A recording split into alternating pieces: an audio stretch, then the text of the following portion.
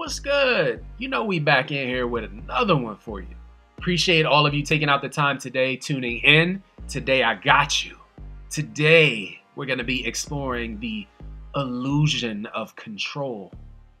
I'm ready to jump into it, but before I do, if you guys are new to the channel, welcome to the squad. If you want to be official, what you got to do, right? Hit that subscribe button and that bell notification down bottom so you are now a part of the team. The squad continues to grow slowly but surely.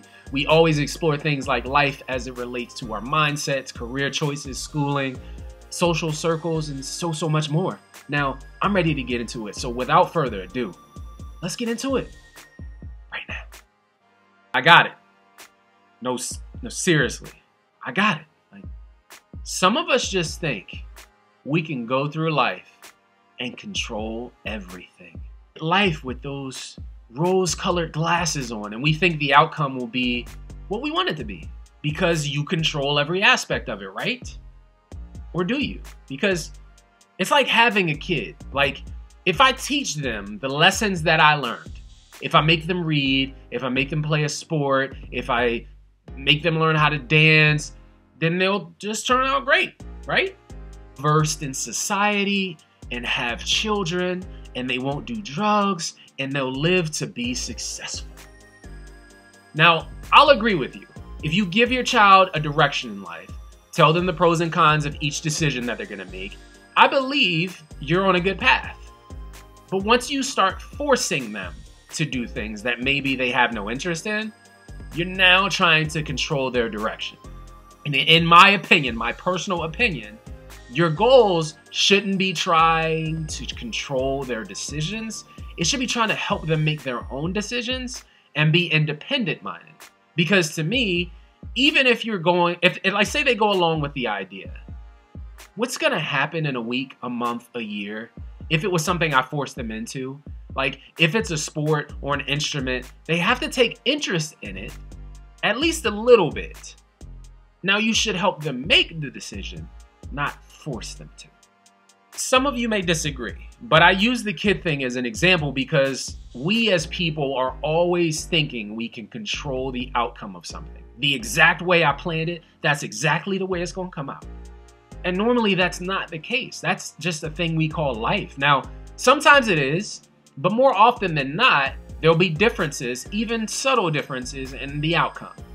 I say all of that to say you should be more focused on the processes to get your desired outcome than the outcome itself.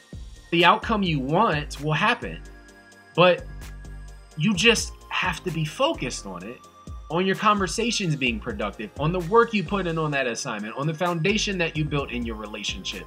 If you built it weak, it'll break apart. Your goal should be to empower and inspire, not to control every little thing. Because we all know life has its own ways of telling you to go sit your ass down somewhere. A lot of times, our control typically gets out of control because we want things so bad sometimes that we become overbearing, obsessive with it. Now, I'm a huge proponent of being obsessive with like a business idea or getting a project right or like my health and fitness.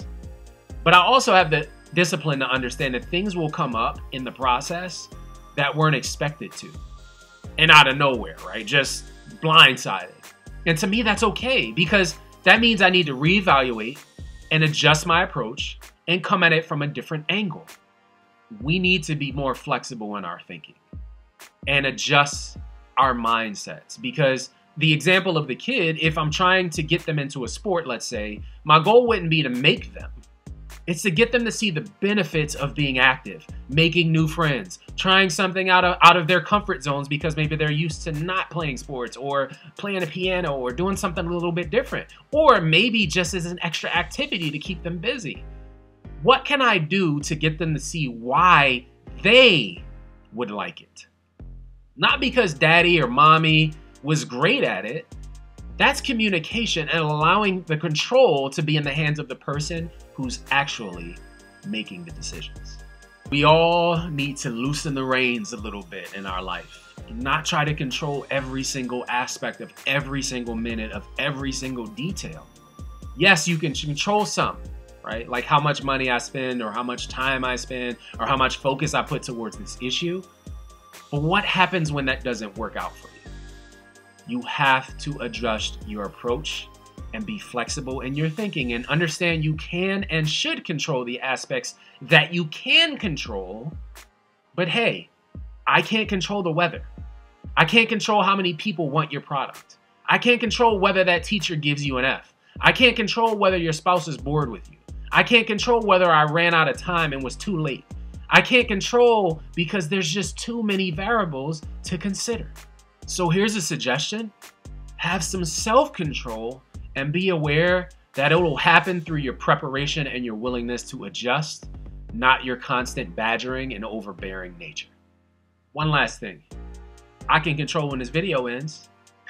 Thank you guys for tuning in today. As always, I appreciate every single one of you. If no one has told you that today, just be like, yo, Weav told me he appreciates me today. And then after that, look in the mirror and say, I appreciate myself today. So thank you guys for tuning in. If you were new to the channel, make sure you hit that subscribe button and that bell notification down bottom and become an official part of the squad. Until I see you guys next time,